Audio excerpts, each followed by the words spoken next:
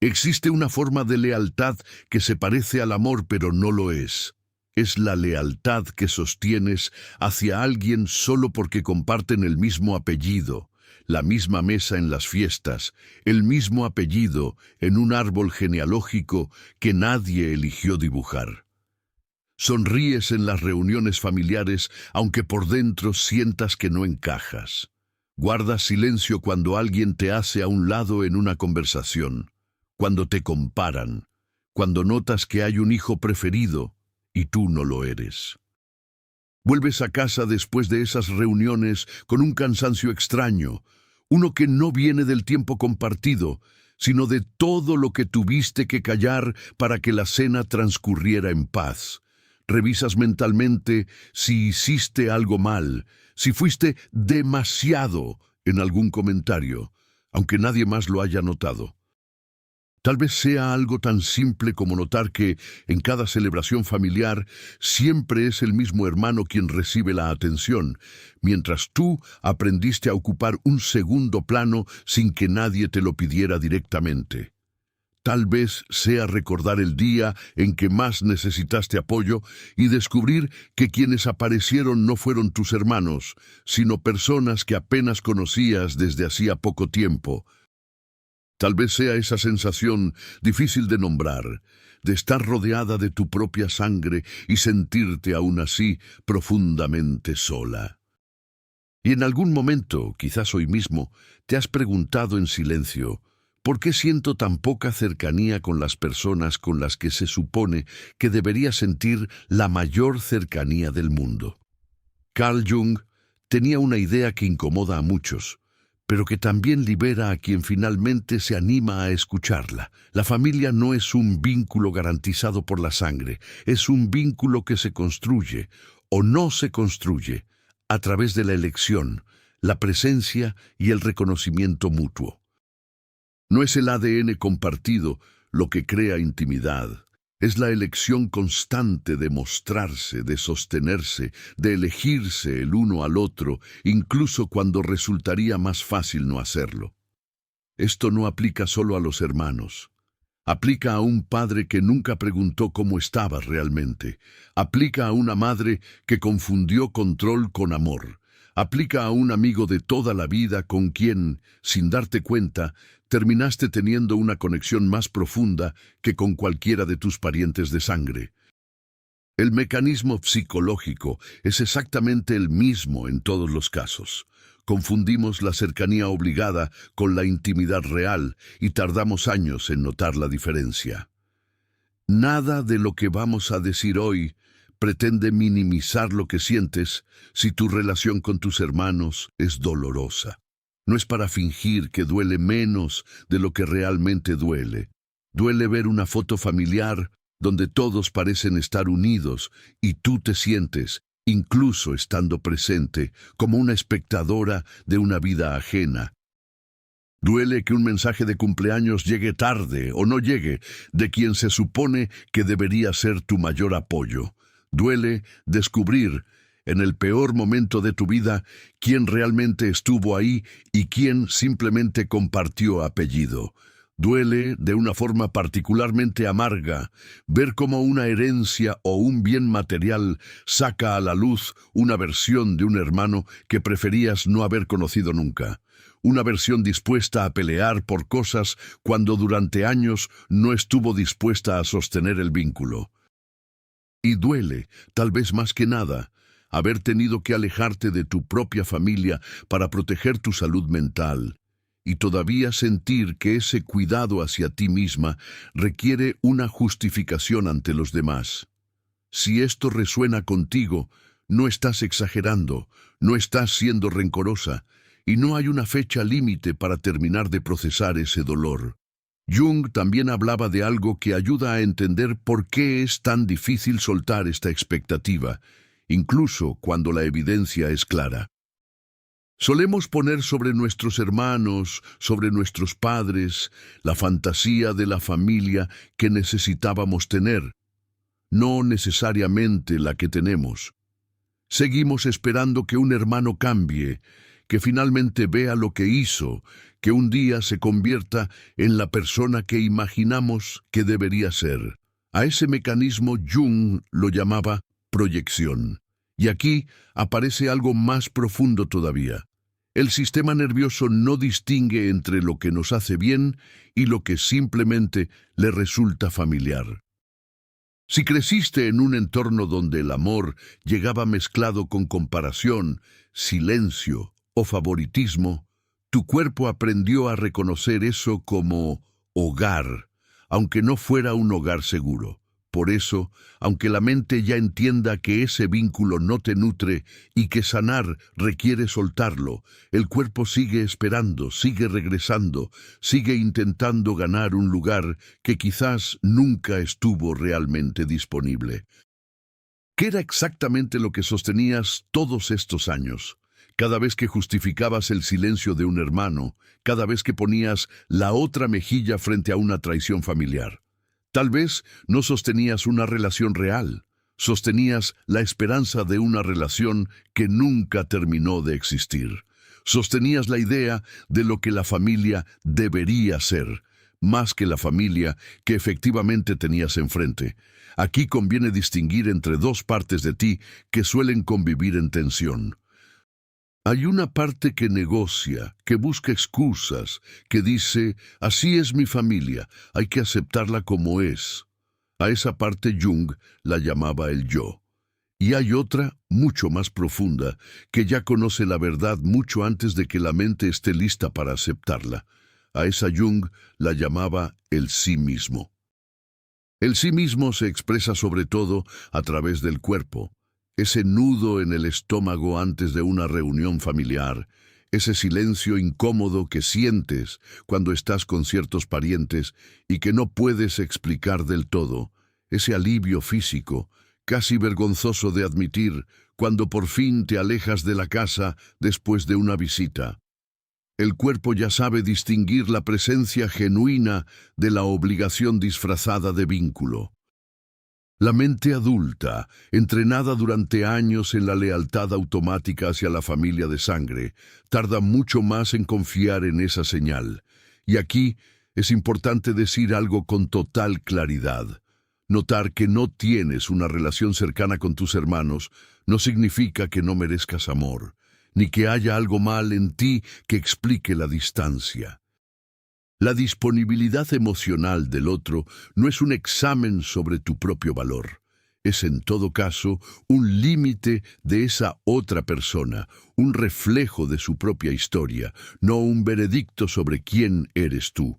Hay un mecanismo muy conocido en psicología del comportamiento que ayuda a entender por qué cuesta tanto soltar el vínculo con un hermano que alterna entre cercanía y frialdad, el refuerzo intermitente.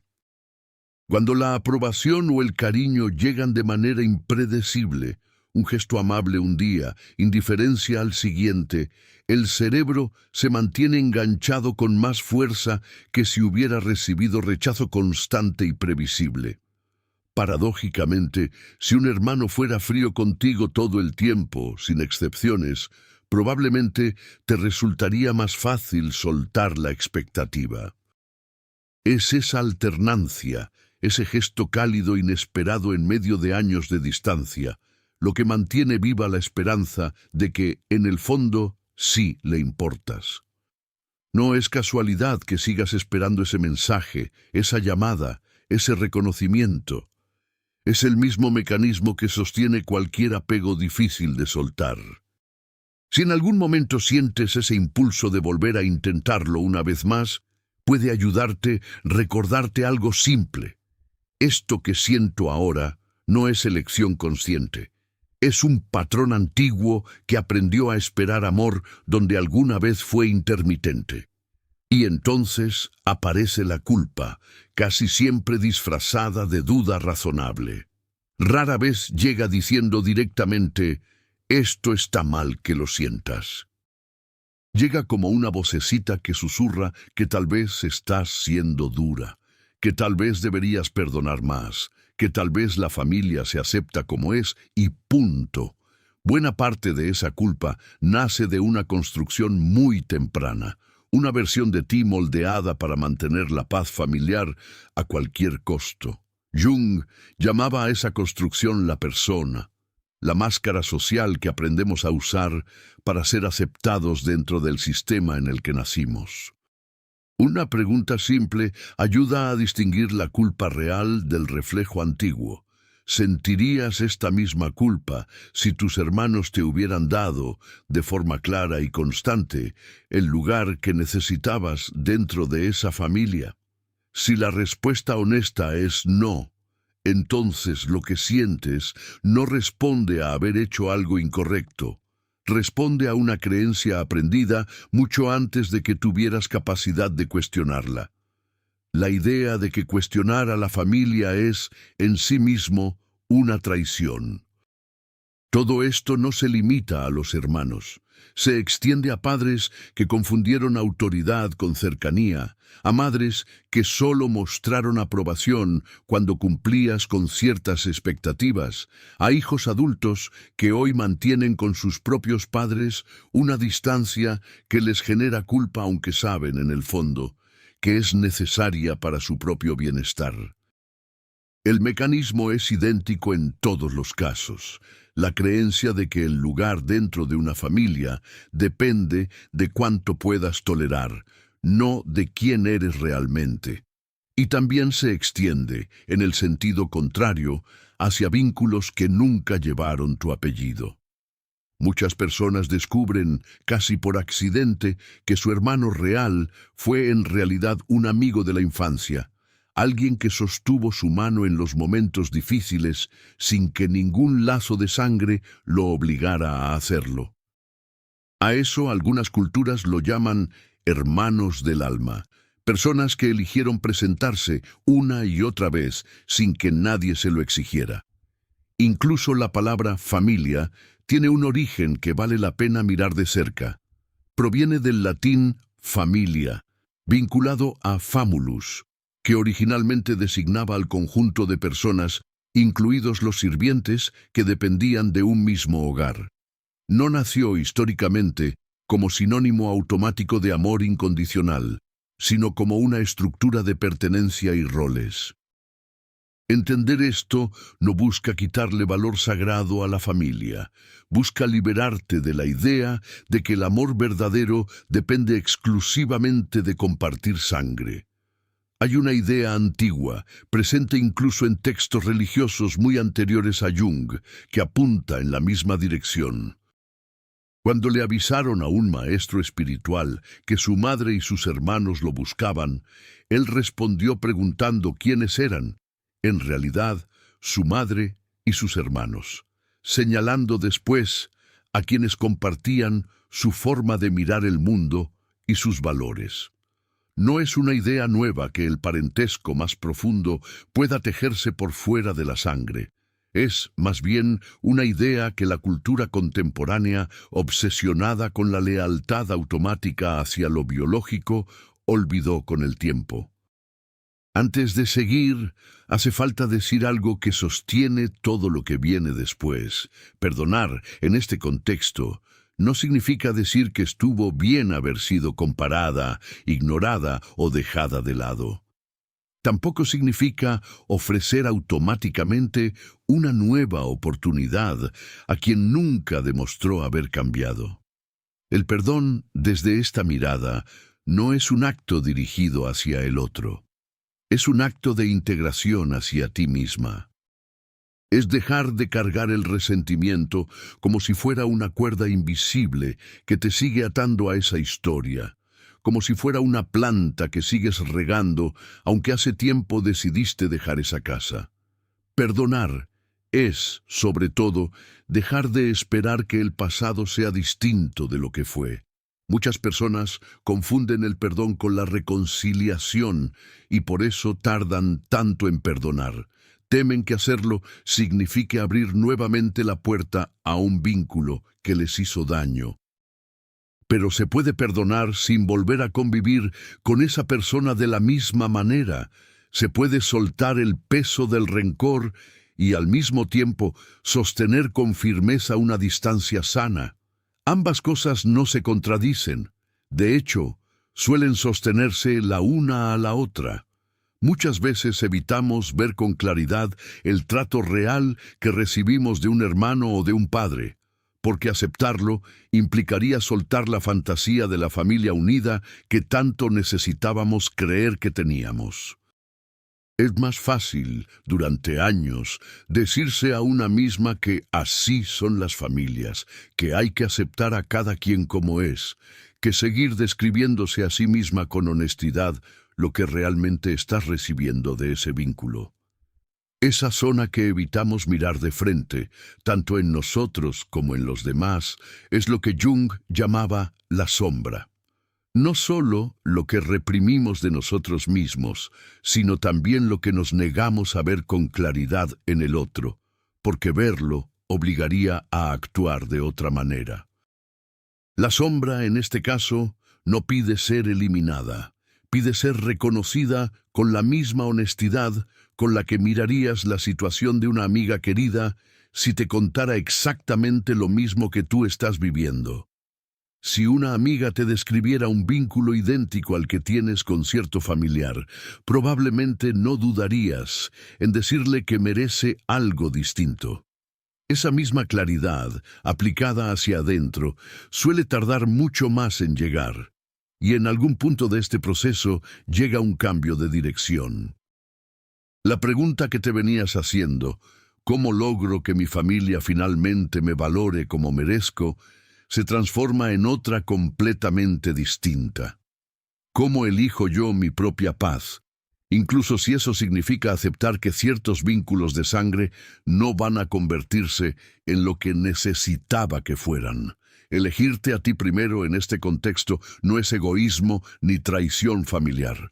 Es la forma más directa de dejar de esperar un reconocimiento que quizás nunca llegue de la forma en que lo necesitas. Conviene tener siempre presente una distinción importante en este proceso. La soledad es el dolor de sentirse sola. La solitud es la decisión consciente de estar contigo misma. Cuando dejas de invertir toda tu energía en intentar ganarte un lugar dentro de una dinámica familiar que no te nutre, esa energía queda disponible para algo distinto, para escuchar, tal vez por primera vez, lo que tú misma necesitas, sin la interferencia constante de la comparación o la obligación. Nada de esto significa que el vínculo entre hermanos esté condenado al fracaso, ni que toda relación de sangre sea, por definición, superficial o dañina. Existen hermanos que construyeron, más allá del apellido compartido, una conexión real. Se escuchan, se respetan, eligen mostrarse el uno al otro incluso cuando podrían no hacerlo. Se sostienen en los momentos difíciles sin esperar nada a cambio. Cuando eso ocurre, ese vínculo cumple exactamente con lo que Jung entendía por familia verdadera, no por el lazo biológico en sí mismo, sino porque ahí sí existe elección, presencia y reciprocidad genuina. Si ese es tu caso, si tus hermanos han sido, en los hechos, tu mayor sostén, esto no te resta nada. Al contrario, te confirma que ya tienes, entre tus propios hermanos de sangre, ese tipo de familia elegida de la que hablamos hoy. La diferencia nunca estuvo en el ADN compartido, sino en si ese vínculo se sostiene con presencia real, o solo con la costumbre de compartir un mismo origen. Y esa misma idea funciona también en sentido contrario, algo que vale la pena decir con total claridad. Compartir sangre nunca fue, ni será, una garantía de nada. No garantiza respeto, no garantiza lealtad, no garantiza que la otra persona vaya a sostenerte cuando más lo necesites. El ADN determina un parecido en el rostro, quizás algunos gestos heredados, pero no determina la calidad del vínculo, porque el vínculo se construye día a día, con presencia, no con genética.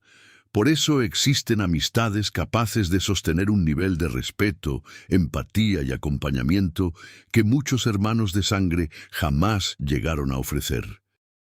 Amistades donde hay escucha real, donde el otro celebra tus logros sin sentirlos como una amenaza, donde puedes mostrarte vulnerable sin miedo a que esa vulnerabilidad se use en tu contra más adelante.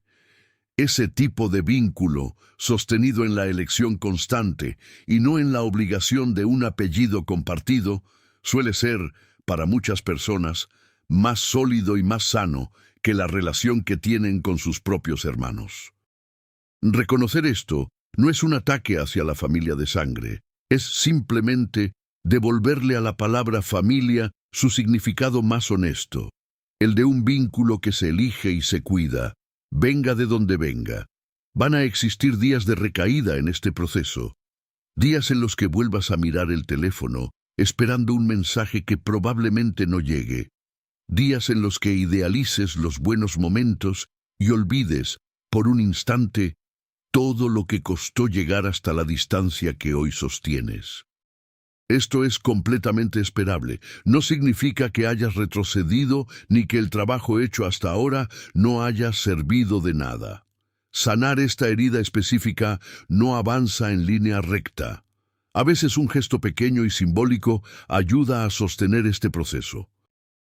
Conocemos la historia de una mujer que después de años, esperando que su familia finalmente la valorara como necesitaba, decidió guardar en una caja todas las fotos familiares que aún conservaba, no para negar que esa historia existió, sino para dejar de mirarlas todos los días, esperando que algo en ellas cambiara. No lo hizo con rencor, lo hizo para poder finalmente mirar hacia adelante. Tú decides, sin necesitar la aprobación de nadie más, qué forma toma tu propio gesto de cierre. No necesitas el permiso de nadie para cerrar ese capítulo. Después de este tipo de decisiones suele pasar algo curioso. Cuando dejas de invertir toda tu energía en sostener un vínculo que no te nutre, esa misma energía queda disponible para notar otras cosas. Personas que te eligen sin que tengas que ganártelo. Amistades que se convierten, con el tiempo, en la familia que elegiste construir. Jung tenía un nombre para este fenómeno, la sincronicidad, la idea de que ciertos acontecimientos externos parecen responder a nuestros movimientos internos sin que exista una relación de causa y efecto que se pueda explicar del todo. No hablamos de magia. Hablamos de que la sanación abre espacio, literalmente, para que otras formas de vínculo puedan finalmente entrar. Con el tiempo, este proceso transforma algo mucho más profundo que la relación con tus parientes. Transforma tu relación contigo misma. Empiezas a confiar en tu propio criterio sin necesitar la validación de todo un sistema familiar que quizás nunca terminó de verte con claridad. Tus decisiones dejan de pasar primero por el filtro de ¿qué va a pensar mi familia? Y empiezan a alinearse con lo que realmente sientes y necesitas. El sufrimiento consciente de atravesar esta distancia, lejos de ser deseable en sí mismo, suele ampliar profundamente la comprensión que tienes de ti misma y de lo que realmente necesitas para sentirte en casa. Quienes ya recorrieron un buen tramo de este camino suelen describir algo parecido. Dejaron de medir su valor según cuánto espacio ocupaban dentro de una dinámica familiar que nunca terminó de reconocerlas. Aprendieron a distinguir entre la familia que imaginaban merecer y la familia real que tenían enfrente. Y a partir de esa distinción, empezaron a construir con plena libertad los vínculos que sí eligen sostener. Alejarte de un vínculo familiar que no te sostiene no debería sentirse como un funeral. Con el tiempo, debería empezar a sentirse como un alivio, como el peso de una obligación que finalmente sueltas para poder respirar con libertad. Tu historia familiar no define tu valor. Y la distancia que hoy sostienes, si es necesaria, no es una falla tuya. Es, muchas veces, el acto más honesto que puedes ofrecerte a ti misma. Si algo de lo que escuchaste hoy tocó tu propia historia, cuéntanos en los comentarios qué parte resonó más contigo. No necesita ser una respuesta elaborada. A veces una sola frase alcanza para nombrar algo que llevabas tiempo cargando en silencio. Gracias por regalarte este tiempo hoy. Si sientes que este espacio te aportó algo, suscribirte y dejar tu me gusta ayuda a que estas palabras lleguen a otras personas que, justo ahora, quizás estén atravesando algo parecido. Nos encontramos en el siguiente video.